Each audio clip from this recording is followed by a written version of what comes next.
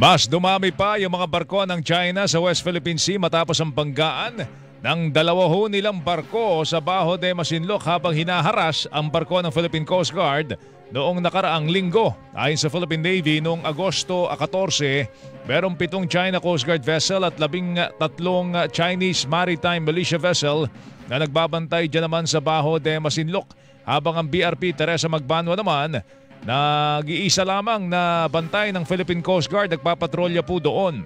Ayon sa National Maritime Council, posibleng indikasyon ito ng apektado ang China sa nangyaring banggaan ng kanilang mga barko at sila'y napahiya. Siguro ito yung isa na pamamaraan para baliktarin yung nangyari, kasi very embarrassing sa kanila.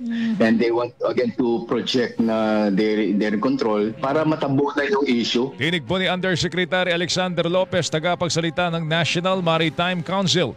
May impormasyon din umano sila na may pagluluksa sa China, bagamat hindi malinaw kung ano ang dahilan. Sa ngayon po'y wala pa rin kumpirmasyon mula sa China kung may nasawing tauhan ng Philippine Coast Guard sa banggaan.